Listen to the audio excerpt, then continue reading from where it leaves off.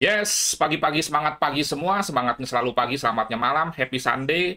Kembali berjumpa dengan saya Nofri Simanjuntak dalam forecast mingguan beberapa pair dari mulai Euro USD, Gold, GBP USD, dan juga USD JPY.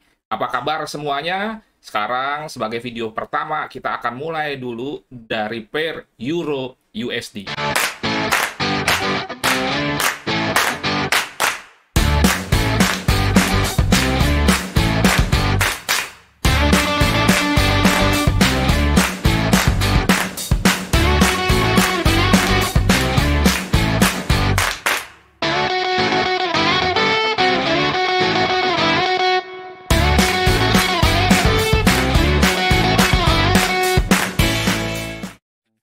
Seperti biasa, kita akan memulai dari analisa fundamental, tetapi sebelumnya izinkan saya dulu untuk menyampaikan informasi bahwa saya memiliki ID Telegram itu Nofri Subman dan punya grup trading tenang-senang serta TTS Crypto. Tidak ada ID lain, kemudian nomor Telegram saya atau WA 0811992989. Hal ini perlu saya tegaskan karena banyak sekali yang menggunakan nama serta foto saya dan baru saja ada yang melapor guna menghimpun dana masyarakat dengan menjanjikan profit pasti, dan itu semua adalah penipuan. Sekali lagi, Anda tolong smart, kemudian juga berhati-hati, konfirmasi bisa ke WA saya langsung 0811992989. Oke, kita sekarang masuk ke analisa fundamental, dimulai dari news-news yang dirilis minggu lalu, berkaitan tentunya dengan Euro dan juga USD.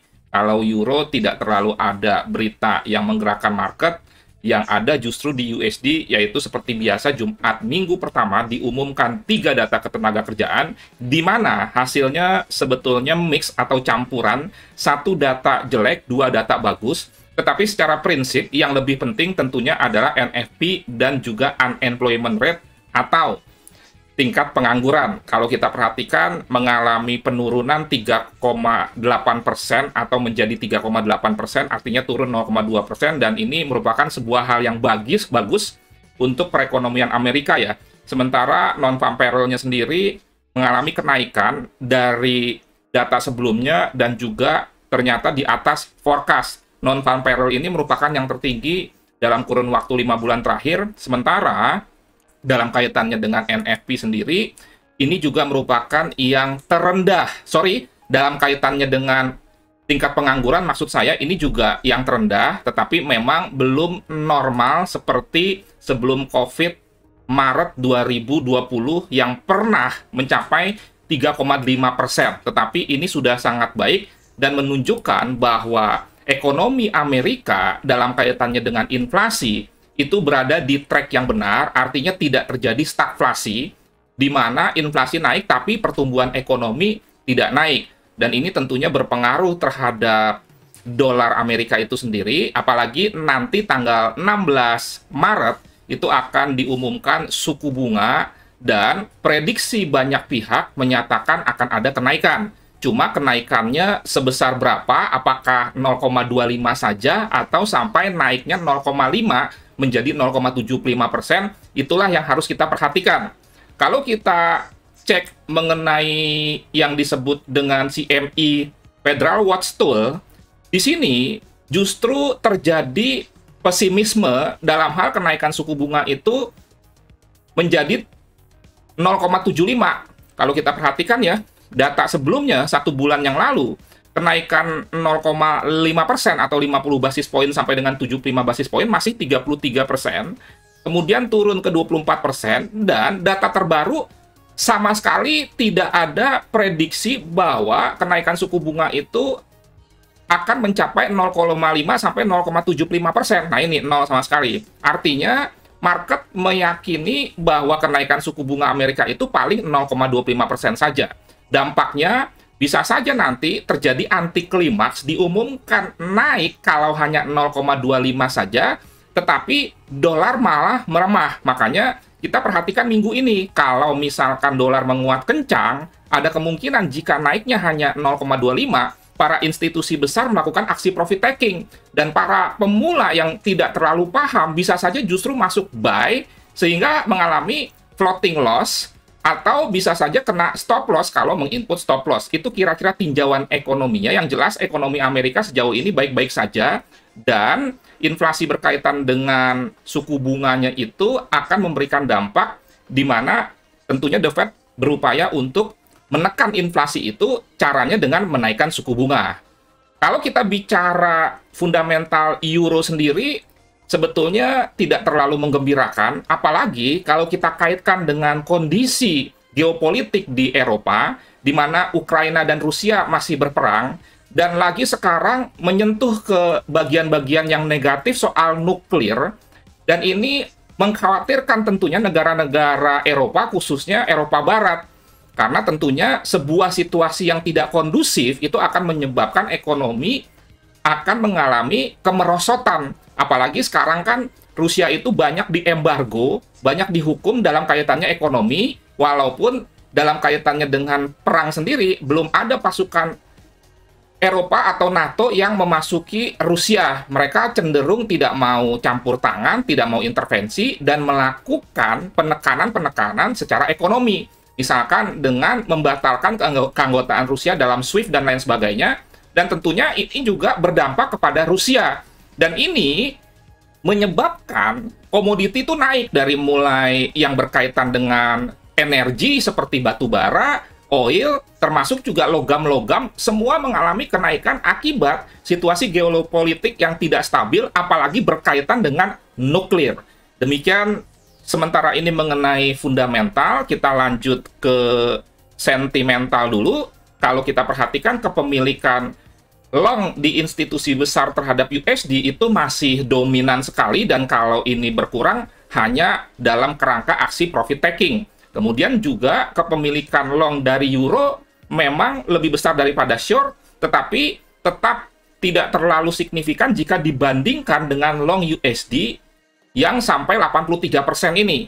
Sehingga dengan demikian kesimpulannya baik secara fundamental dan sentimental antara Amerika dan Eropa, jelas lebih baik jelas lebih baik Amerika, sehingga kemungkinan besar dolar masih akan menguat terhadap euro, sehingga euro USD masih tetap bearish. Sekarang kita perhatikan analisa teknikalnya. Sebelum masuk ke analisa teknikal, saya berikan info sedikit. Kalau Anda mau berteman dengan saya, bisa Anda add pertemanan Nofri Simanjuntak di Facebook, user ID-nya sendiri Nofri Subman.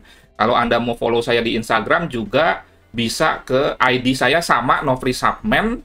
Kemudian juga kalau Anda mau connect dengan LinkedIn saya, Anda bisa juga cari Nofri Simanjuntak. Dan kalau Anda ingin mendapatkan video-video yang dalam kaitannya dengan trading, menyatakan yang benar, bukan sekedar enak didengar, Anda bisa ke Nofri Subman/video sini. Di sini banyak sekali trading-trading yang berkaitan dengan dari mulai mindset psikologi, time management, money management, dan bukan hanya itu, sampai ke metode analisa teknikal, fundamental, sentimental, termasuk juga soal support, resistance, dan lain sebagainya. Dan Anda bisa dapatkan itu di Nofri Subman playlist. Anda bisa klik yang urutan belajar trading forex gold.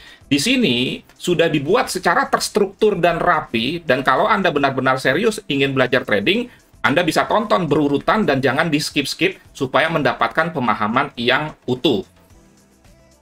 Analisa teknikal kita menggunakan aplikasi TradingView, salah satu aplikasi trading yang sangat powerful, bukan hanya di forex gold, tetapi juga cryptocurrency dan juga saham. Saya mengambil paket Pro, dan ini benar-benar powerful, saya gunakan untuk membuat trading plan secara lengkap. Kalau kita perhatikan dolar indeks di weekly-nya, dan Anda kalau perhatikan yang kuning ini adalah support and resistance di weekly, ini sudah dari sebelumnya saya marking, ini tidak ada perubahan, sudah berhasil membreakout di mana closing candle-nya tembus area ini, sehingga masih besar kemungkinan untuk naik dan kira-kira ke sini.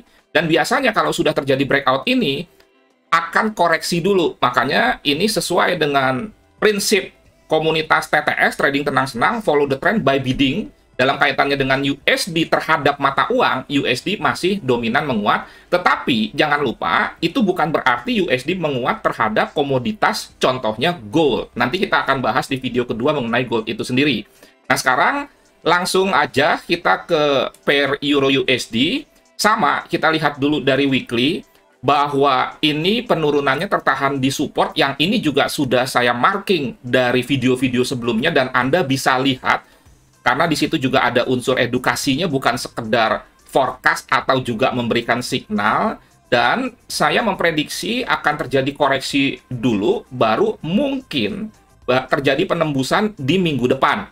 Langsung saja kita tajam ke H4. Ini juga sama, support and resistance tidak terlalu baru.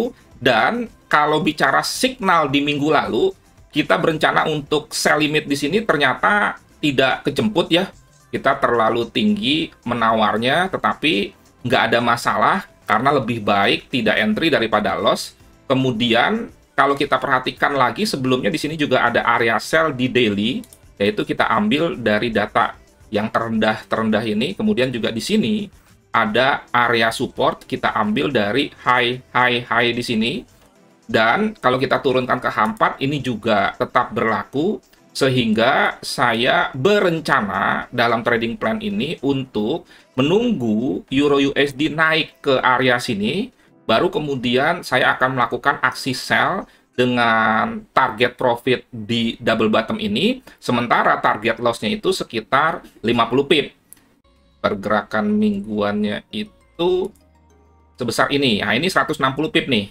Jadi saya memberikan tips kepada Anda kalau ingin memantau pergerakan mingguan, Anda bisa menggunakan toolbar yang ini, kemudian Anda hitung saja, misalkan minggu lalu dari tertinggi ke terendahnya berapa, tetapi Anda juga harus bisa menghitung rata-rata. Kalau kita bicara rata-rata di sini menggunakan indikator tertentu, untuk 20 minggu terakhir, Euro USD bergerak 160 pip, tetapi jangan lupa, biasanya setelah NFP, market tidak terlalu volatile. Hanya saja karena kondisi geopolitik di Ukraina itu kembali lagi bisa menyebabkan fluktuasi yang tinggi. Nah, ini sekitar 150-160 pip. Saya lihat di sini sih 160 pip ya. Kemudian ke sini dulu baru turun, sehingga saya memberikan signal sell limit di 1.1020 dengan target di sini SL-nya 50 pip di atas 1020. Nah, sebelumnya saya ingin mengingatkan Anda dulu bahwa segala kerugian keuntungan akibat mengikuti signal ditanggung dan dinikmati oleh Anda masing-masing. Jadi, kalau misalkan order kejemput dan loss, Anda tanggung sendiri, tetapi kalau profit saya juga tidak memintanya. Entry 2 posisi per signal untuk $1.000 0,01 lot, dan ingat ini bukan selamanya. Hanya saja diuji dulu seperti kita menguji sebuah trading system, demikian juga dengan signal pun harus diuji. Posisi 1 RR-nya 1:1, posisi 2 RR-nya 1:2 atau 1:3 tergantung support and resistance. Selanjutnya, jika memang misalkan sebulan 2 bulan Anda mengikuti signal yang lengkap dengan forecast mingguan ini ada peningkatan equity, silahkan Anda naikkan lot Anda. Sama seperti kita dagang, kita menaikkan jumlah pesanan jika di jumlah pesanan dengan volume sebelumnya menunjukkan adanya kesuksesan kita menjual. Jadi, mari lakukan trading yang aman, nyaman, menguntungkan. Dan untuk lebih jelasnya, Anda bisa melihat ini, Euro USD 10.20 di sini ya. Alasannya jelas karena di sini ada area sell. Ini sebetulnya area sell-nya saya ambil dari D1.